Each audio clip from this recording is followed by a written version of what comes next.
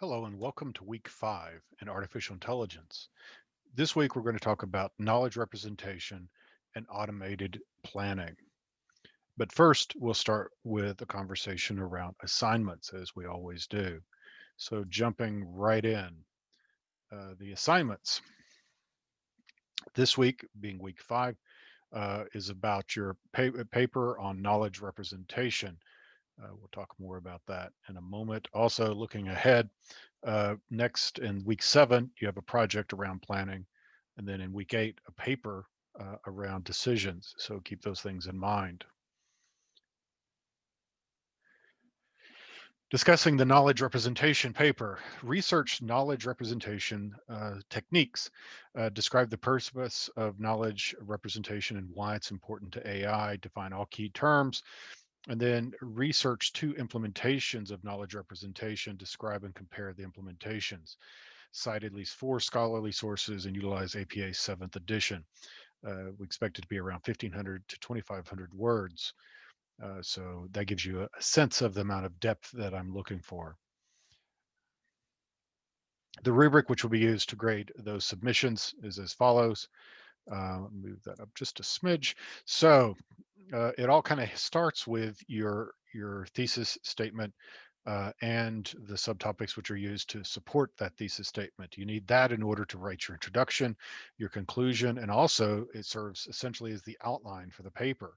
And that's going to tie into things like focus and sequencing. And then you need support in the sense that you need to have some peer-reviewed research to support your statements.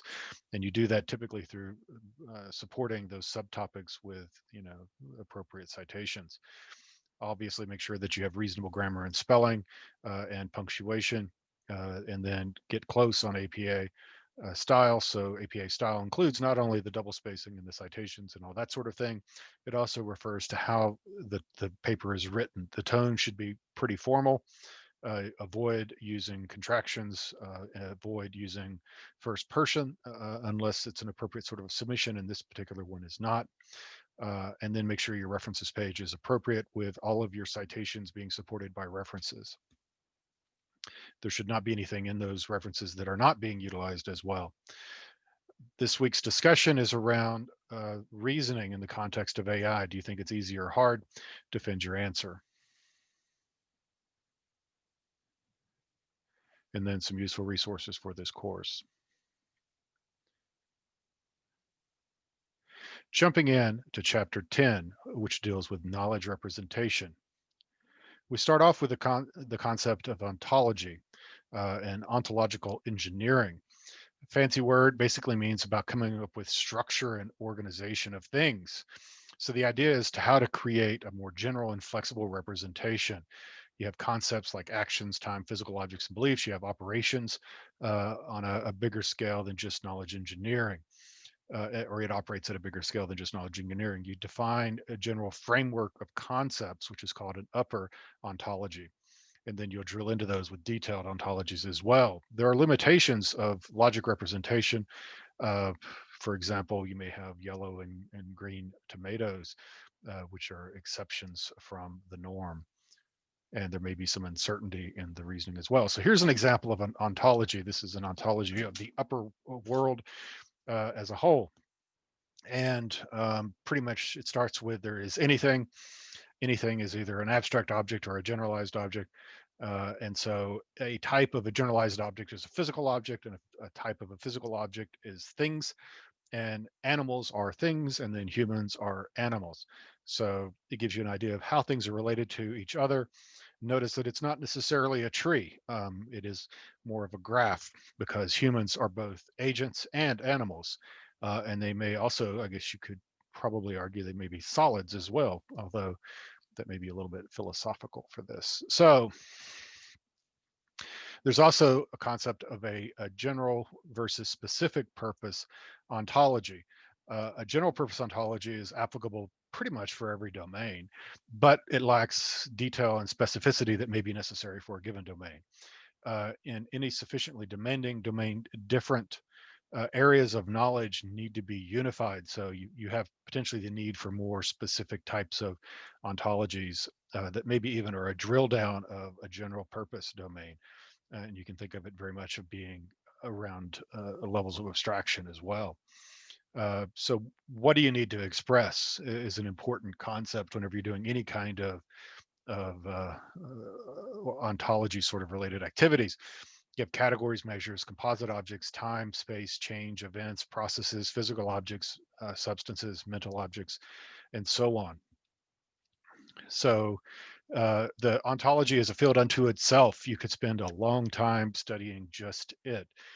This is very brief sort of treatment showing you that it does exist, kind of what it does, and that it is necessary because having good classifications of things is essential in certain situations.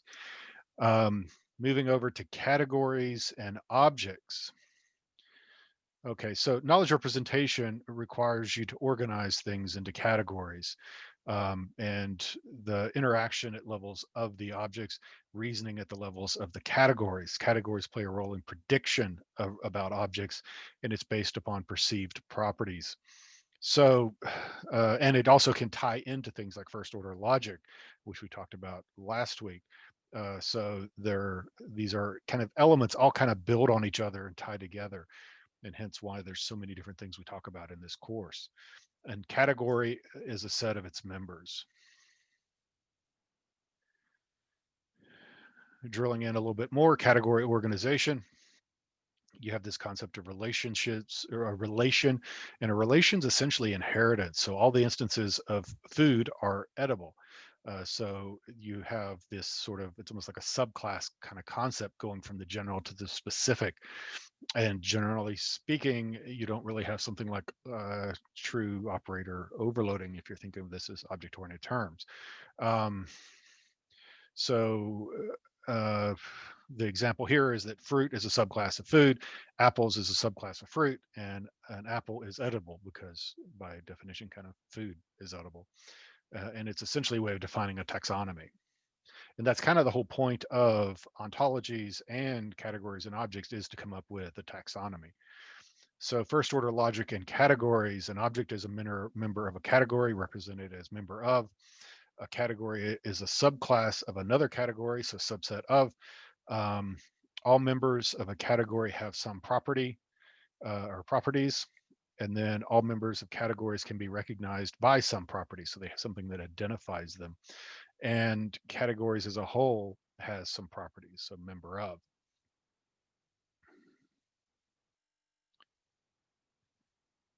There are relationships between categories. Two or more categories are disjoint if they have no members in common. Makes some sense. It's kind of like set theory here.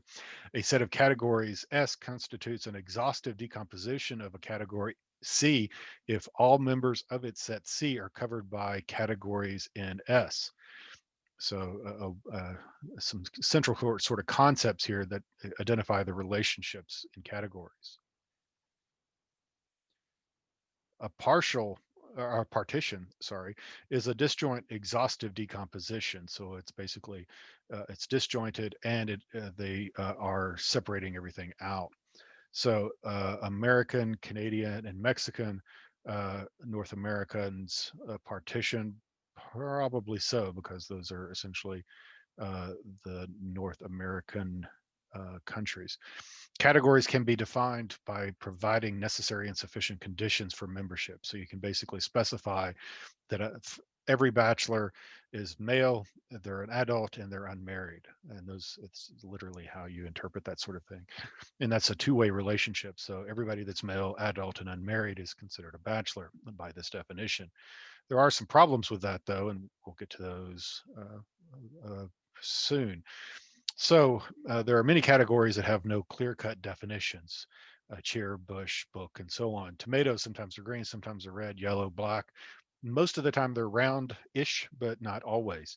One solution is to have a typical sort of category. So a typical category for a tomato is that it is somewhat, it's red and it's typically spherical in nature, though there are obviously exceptions to that. We can write down useful facts about categories without providing exact definitions. And that's kind of the whole point of this, is that you're moving into somewhat of a declarative sort of world, not necessarily one with explicit specific things. And what about bachelor?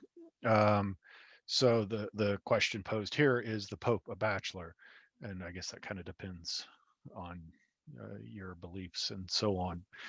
By our previous definition, he would be, because he is male, he is an adult, and he is not married. But unless you consider him married to the church. Physical composition. So one object may be part of another object. So um, uh, Eastern Europe is part of Europe is a good example. So part of is transitive and irreflexive. So we can infer that basically figure out that Bucharest is part of Europe.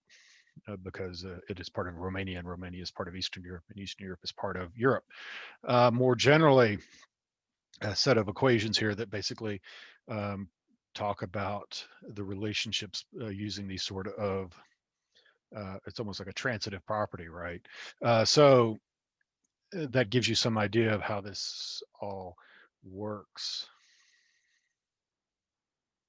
Measurements also are characteristics, right, that typically are somehow numerical in nature. Oftentimes, although there are problems, there were some things aren't necessarily numbers, like um, how delicious is an apple, right? Or um, how pretty is a person. It's not everything can be quantified. So events are things which occur, right, during some form of reasoning, and they're essential whenever you're talking about knowledge-based agents and doing some sort of reasoning. So keeping track of things like location is important, because an event or an action may have impacts on the location or situation that something is going on. So things can change, and there's this concept of situation calculus, which you basically think of things of actions in logical terms, a situation or logical terms consisting of the initial situation and all situations resulting from an action on that initial situation as a result. Fluent are functions and predicates that vary from one situation to the next, and so on. So this is the basic idea here, is that you want to keep track of actions and changes that are occurring, so that you know what your current state is likely to be. Results of action sequences are determined by individual actions. So basically, a series of actions is going to be, at the end of the day, controlled by each individual action in isolation, and then they cumulatively have an effect. Projection task is the ability to be able to do some deduction on the outcome of a sequence of actions. A planning task is around finding the sequences that are likely to achieve the desired effect. And an example of potentially the series of actions in our Wumpus world of moving around, um, so that we could shoot the Wumpus. When we describe change, it's basically, it's going to require a certain amount of situational calculus, and it uses basically these two sort of axioms in this case. But it's also a question of what happens if things don't change. So if something doesn't change from one state to another.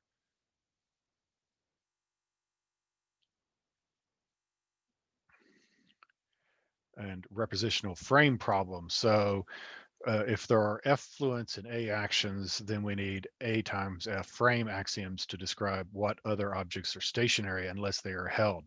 So you have challenges here of potentially not everything is changing, so you need to keep track of what's changing and what is not changing.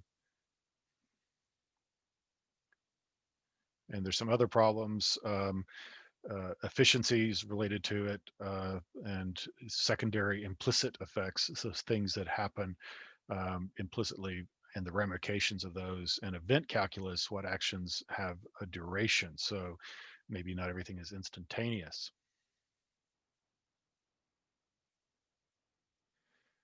And then moving on to mental objects and model objects, or modal. So far, knowledge-based objects have beliefs and deduce new beliefs. What about knowledge about beliefs and knowledge about inference process? So it requires a model of mental objects in someone's head and the processes that manipulate these objects. So we're talking almost like meta reasoning here. Relationships between agents and mental objects: believe, knows, wants, And so we believe that uh, Lewis flies with Superman, or Lewis believes that Superman flies, being a function. So you can reason about beliefs, not just facts. And then reasoning systems for categories. How do you organize and reason with the categories? Two approaches that are presented here are semantic networks, which is somewhat of a visual um, knowledge base, or allows you to visualize a knowledge base, and efficient algorithms make pretty good category membership inference. And then descriptive logic, which is the formal language of constructing and combining category definitions. So um, those are kind of the two approaches. Drilling it into semantic networks a little bit, there's logic versus semantic networks. There's many variations, allow for inheritance reasoning, um, and inference of inverse links, so sister of or has sister. A bit of a semantic example, a semantic network example. A very brief treatment of this topic. These, again, is a field that you could study unto itself. Um, so there's some drawbacks to semantic networks, essentially binary representations. Um, you can resolve with reunification of propositions as an event, and then representation of default values, typically enforced through some sort of inheritance system. Description logic are designed to describe definitions and properties about categories, a formalization of semantic networks. So a bit more of a structure on top of semantic networks.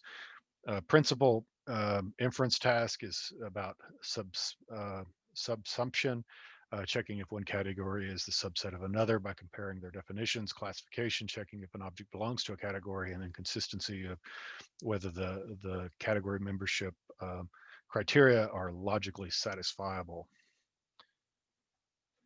And then moving into the final section of chapter 10, we're talking about reasoning with default information. Sometimes there are some values that we need to know are true or not. The following classes are offered, and there's 4 classes listed. So there's one assumption is that anything that's not listed is false. That's underneath the realm of a closed world sort of assumption. Assume that distinct names refer to distinct objects, unique names assumption. And then between 1 and infinity, logic does not make their assumptions, requires completion. And then truth maintenance systems. It's about an inference system that's basically going to keep track of default status along the way. Inferred facts can be wrong and need to be retracted, so you may have a belief revision. And so assume that the knowledge base contains sentence P, and we want to execute tell knowledge base not P to avoid the contradiction, retract knowledge base P, right? So you could end up with conflicting rules if you're not careful. But if you tell it that knowledge base P and then you tell it the knowledge base not P, and you don't have a way of taking away the initial one, then you may have a problem. And then what can you infer about sentences based upon P? And so truth maintenance systems are designed to handle these kind of complications.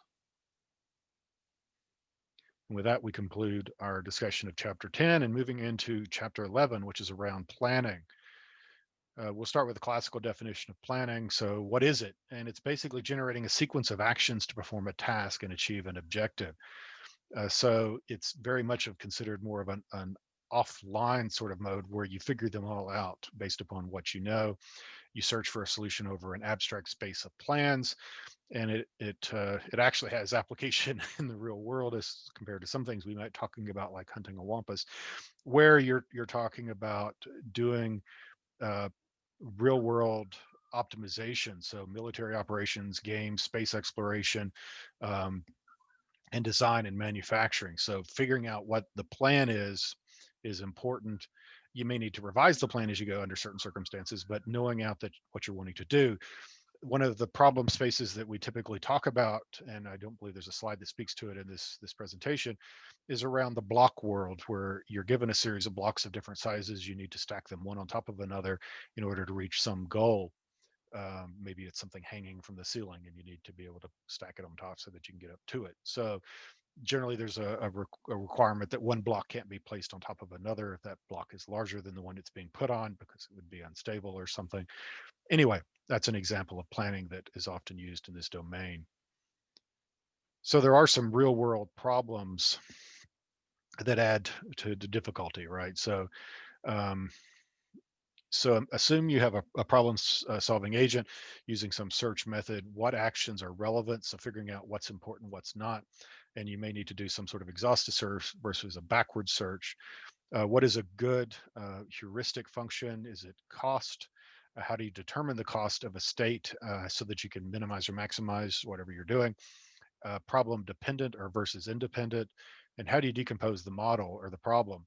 So the most real world problems are nearly decomposable, meaning that real world problems are not simple and you can easily break them down. So you need a language sometimes to represent how you address this planning. So what is a good planning language? It needs to be expressive enough to describe a wide variety of problems. It can't be too terribly specific. It needs to be restrictive enough, though, to allow efficient algorithms to operate on it. And the planning algorithm needs to take advantage of the logical structure of the problem. So generally, we use some sort of a planning domain definition language, and that is that is a thing. So the language features, it's all about representing state, representing goals of how you're wanting to get to where you're going, or where you're trying to get to, and representing of actions. What are you going to do to get there? And language semantics. How do actions affect state? An action is going to be typically applicable in any state that satisfies preconditions. So you have a set of things that need to be true for something to happen. You can only do it if those conditions are true. This allows you potentially to search for things that you want to do based upon what has been satisfied. And the results of executing an action A in state S is the state S prime. S prime is the same as S, except any positive changes that came about because of P, and any negative, not P, is removed from S. So that's kind of the basic idea. One of the languages that's used in this domain is called strips. We're not going to talk much about it, but it is a language to know about. And I'll skip right over this because we don't really care too terribly much about the specifics here. So we've talked a little bit about planning in the classical sense, and that's primarily what we're going to focus on in this conversation. Moving on to some algorithms that are used in this space. Um, so you're really dealing with a search here, and a search that you're basically keeping track of potentially your various actions along the way. And you oftentimes do forward and backward searching. So you may do progression planners where you're moving forward in your search. You may be doing regression planners where you're moving backward. Kind of not all that different than forward chaining and backward chaining, which we talked a little bit about last week. And so whenever you're doing progression, you're considering the effects of all possible actions given a state. And then when you're talking about regression, is to achieve a goal, what needs to be true to get there in the previous state. So you're kind of working backwards from the answer to where you want to go. An example of progression versus regression in a graphical way, showing essentially that you're going forward versus going backwards. So regression algorithm basically formulated as a state search problem. You have your initial state, you have some literals that are any literals that don't appear are assumed to be false. You have some actions which can be done to change the state. Add a positive action, deletes negative things. So you basically are having a goal that you're trying to get to and some steps to get there along the way. And you may have some cost associated with a given step. Could be as simple as each action costs one, or it may be that it's more complicated than that. There's no real functions. A graph search is basically what you're doing here, so it's relatively straightforward, although it is pretty inefficient, because you may end up having to search the entire graph. Regression algorithm, kind of other sort of problems. You figure out what is necessary for you to get to a state, and then you work your way backwards along the ways. You basically need to do. You can't undo any desired literals. It's got to be consistent. The main advantage you have is that it's potentially much slower, although you may have some problems where it may not work, or you may find yourself in a cycle if you're not careful. Um, so the regression algorithm, general process for predecessor construction, and this basically works through it. And pretty much any standard search algorithm can be added to perform the search. So you're basically creating a search space, and then you're applying an algorithm to find your answers. And partial order planning, the idea here is if you're doing portions of it or the entire thing, and I believe there's a representation here showing a partial order versus a total order, and basically where you're eliminating all the possible um, iterations or combinations. So when we talk about heuristics, remember that heuristics are simply a rule of thumb or a function essentially that's being used to make a good guess about which way to go or what to do. Neither progression or regression are very good without a good heuristic. So how many actions are needed to reach the goal? Exact solution is NP hard. So basically what that means is it takes a long time. It takes a lot of computational resources to achieve. There are two approaches to find an admissible heuristic. One is to basically remove preconditions from your actions and use that as a starting point. And then a sub goal independence assumption. The cost of solving a conjunction of sub goals is approximated by the sum of the cost of solving the sub problem independently. So talked a little bit about heuristics and automated planning. Now we're moving into analysis of planning approaches. Uh, Planning is an area of interest in AI, perhaps less than it once was, but it is very applicable because it ties in potentially to other disciplines like operations research, where they look for optimal solutions very much related to planning and logistics. Um, the combinational explosion is one of the biggest challenges in search in general, and it's no different in this space either. You're dealing with something that potentially has exponential growth. Whenever you're trying to search all the possible states, it gets large quickly. So there are various approaches that are being used to address that, including things like divide and conquer. And with that, we've completed our discussion of Chapter 11. As always, if you have any questions, feel free to reach out to me. That's what I'm here for. Stay safe, and I'll speak with you next week.